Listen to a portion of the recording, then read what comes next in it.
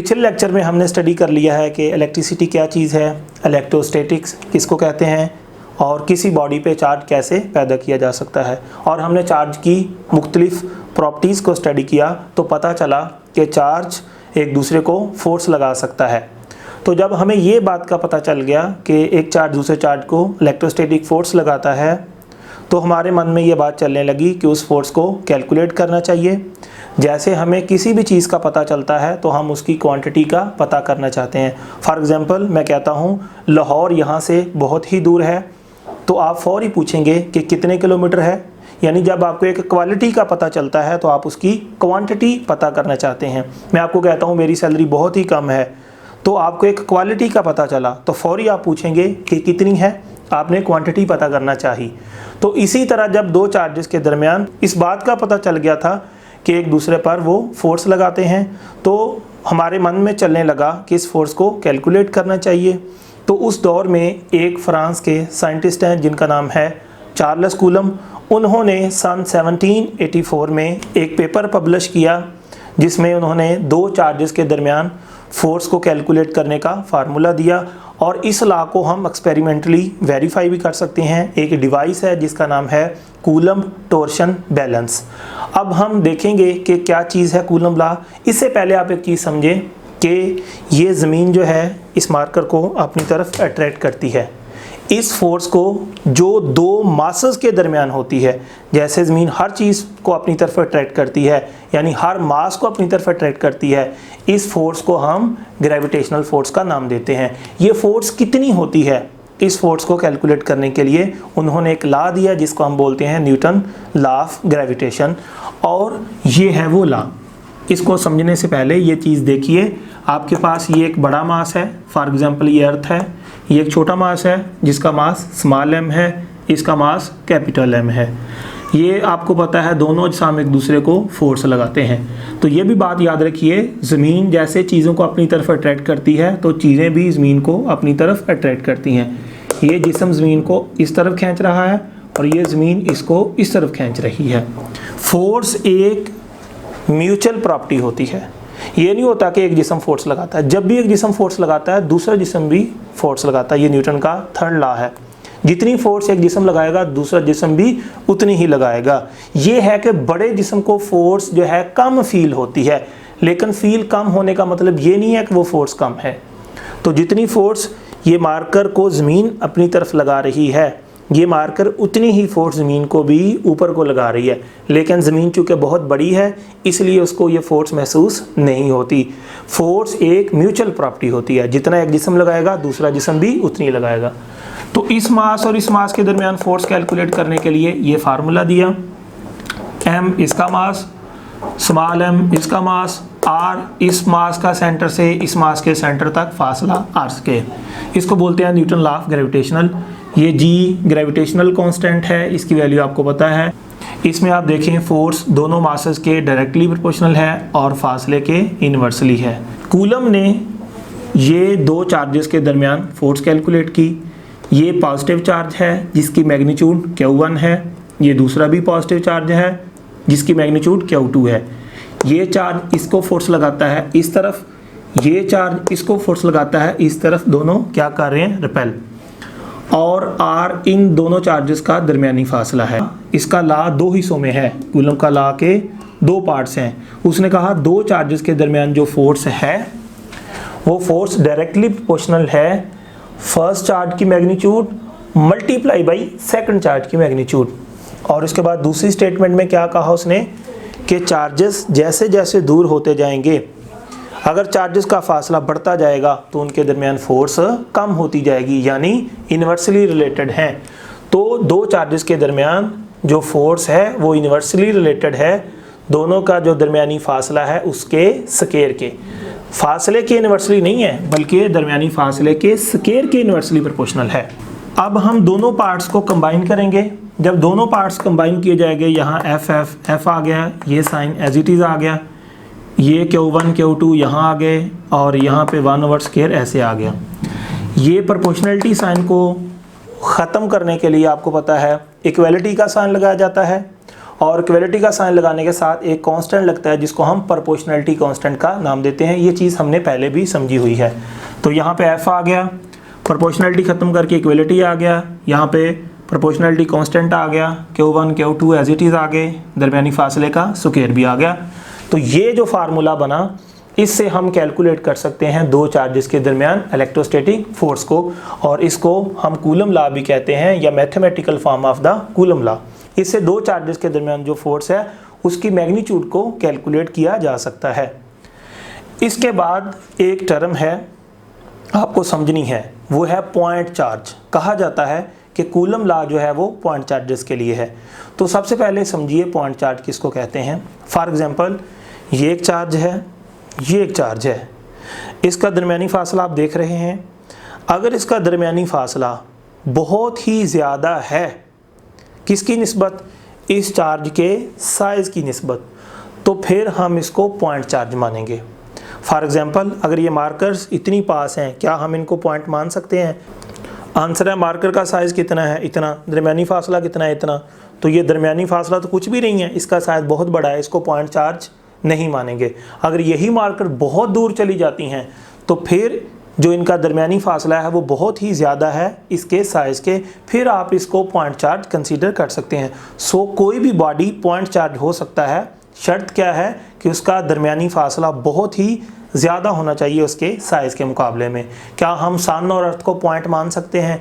Yes, सन और अर्थ एक दूसरे से बहुत ही दूर हैं। ये सन है, ये अर्थ है, इनका दरमियानी फासला बहुत ही ज़्यादा है, लिहाजा इस फासले की निस्बत सन का साइज़ या ज़मीन का साइज़ बहुत ही छोटा है। इसको भी पॉइंट ऑब्जेक्ट मान सकते हैं आप, इसको भी पॉइंट ऑब्जेक्ट मान सकते हैं। सो आपके पास पॉइंट चार्ज क्या है? जिसका साइज़ बहुत ही छोटा हो। किसकी निस्बत? जो दो चार्जेस का दरमियानी फासला है उसकी निस्बत। अब ये सवाल है कि ये पॉइंट चार्जेस के लिए क्यों वैलिड है, किसी और तरह के चार्ज पे क्यों नहीं वैलिड? तो मैं आपको बताता हूँ कि ये देखिए बड़ी सादा सी बात है। इस फार्मूले में एक टर्म आ रही है आर। आर क्या चीज़ है मुझे बताइए? आर एक डिस्टेंस है या डिस्प्लेसमेंट है। तो डिस्प्लेसमेंट या डिस्टेंस हमेशा क्या होता है? दो पॉइंट्स के दरमियान होता है। तो सबसे पहले आपके पास क्या होना चाहिए? दो पॉइंट्स। तो जब दो पॉइंट्स होंगे तो आप डिस्टेंस लेंगे, तो इसलिए आप लोगों ने यहाँ पे जो चार्ज लेना है वो कौन सा होना चाहिए? Point charge. फॉर एग्जाम्पल अगर आप पॉइंट चार्ज नहीं लेते तो कूलम लॉ वैलिड नहीं होगा। कैसे? अंदर वाली वजह समझिए ज़रा। फॉर एग्जाम्पल ये एक चार्ज है Q1, ठीक है, ये चार्ज Q1 है, दूसरा चार्ज कितना है? Q2 है।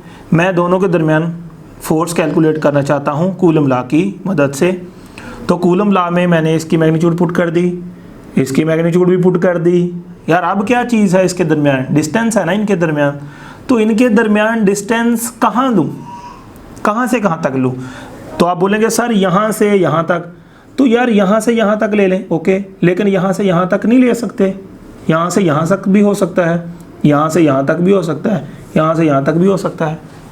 तो इस ऑब्जेक्ट का इस ऑब्जेक्ट से जो डिस्टेंस है वो एक नहीं है, कई पॉसिबल डिस्टेंस हो सकते हैं। तो आप कौन से वाला इसमें पुट करोगे?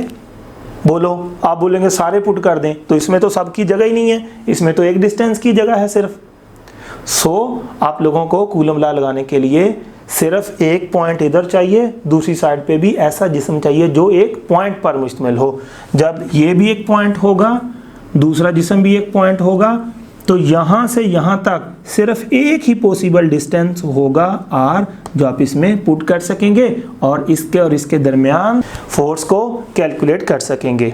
इसके बाद नेक्स्ट जो चीज़ आपको समझनी है वो यही है कि ये कूलम लॉ को उठा के मैंने यहाँ पे लिख दिया, ठीक है। अब इसके अंदर देखिए कि ये जो K है इसको हम क्या कहते हैं? प्रोपोर्शनलिटी कांस्टेंट, ये इसका नाम है, याद रखना है आपने, ये जनरल नेम होता है।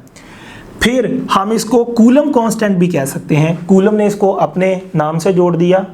इसके बाद इसका तीसरा नाम, इसको इलेक्ट्रोस्टैटिक कांस्टेंट भी कहते हैं। अगर आपके पास MCQs आ जाए, चार ऑप्शन हो, ये भी दिया हो, ये भी दिया हो, ये भी दिया हो, एंड पे दिया हो ऑल ऑफ दीज, तो ये सारे पॉसिबल हैं। अब आपको पता है कि जो प्रोपोर्शनलिटी कांस्टेंट होता है इसकी कोई ना कोई वैल्यू भी होती है। जैसे ग्रेविटेशन लॉ के अंदर G क्या चीज़ है? एक प्रोपोर्शनलिटी कांस्टेंट है। यार इसकी भी एक वैल्यू है ना, 6.67 इंटू 10⁻⁻11। सो कूलम के लॉ में जो कांस्टेंट आ रहा है इसकी कोई ना कोई वैल्यू होगी। तो मेरा आंसर है यस, इसकी भी कोई ना कोई वैल्यू है। तो मैं आपको बताना चाहता हूं इसकी वैल्यू बराबर होती है 1/4 pi epsilon not, epsilon not. अब 1/4 पाई तो आपको पता है क्या होता है, एप्सिलॉन नॉट के नाम सुने, इसको हम कहते हैं परमिटिविटी ऑफ फ्री स्पेस, दूसरा नाम इलेक्ट्रिकल कांस्टेंट। इसके बाद इसकी वैल्यू कितनी होती है ये वाली चीज़ की, तो मेरा जवाब है इसकी वैल्यू 8.85 इंटू 10⁻⁻11 होती है। लेकिन इसकी ये वैल्यू तब होती है जब हम सिस्टम इंटरनेशनल को यूज़ कर रहे हैं। आपको पता है मेजरमेंट्स के 3 सिस्टम हैं, CGS सिस्टम है, MKS सिस्टम है, FPS सिस्टम है। तो जब आप MKS सिस्टम यानी SI सिस्टम यूज़ कर रहे हो तो तब इसकी वैल्यू कितनी होती है 8.85 इंटू 10⁻⁻12। अगर आपके पास CGS सिस्टम है तो CGS सिस्टम में इस एप्सिलॉन नॉट की वैल्यू जो होती है वो 1/4 पाई होती है।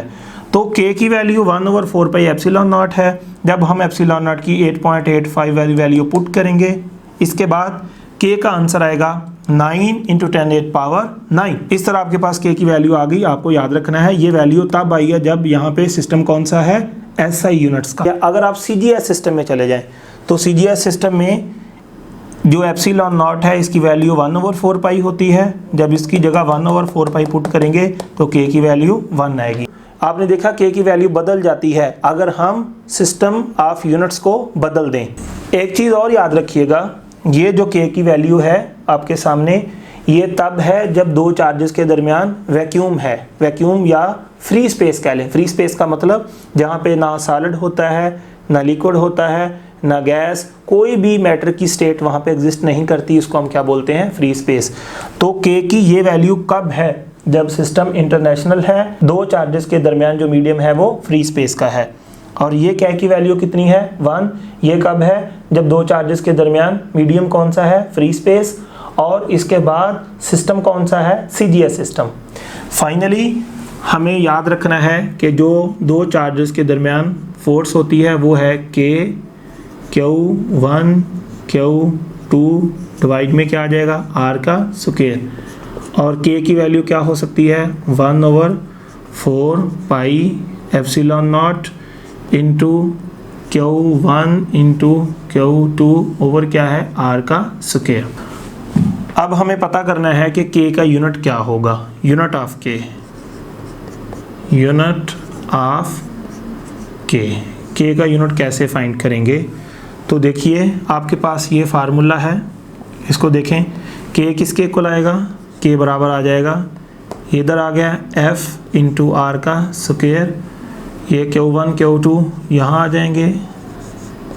तो फोर्स का यूनिट क्या होता है, न्यूटन, इसका यूनिट क्या होता है, मीटर का स्क्वायर, इसका यूनिट क्या है, कूलम, इसका भी क्या है, कूलम, यहाँ पे कूलम का स्क्वायर।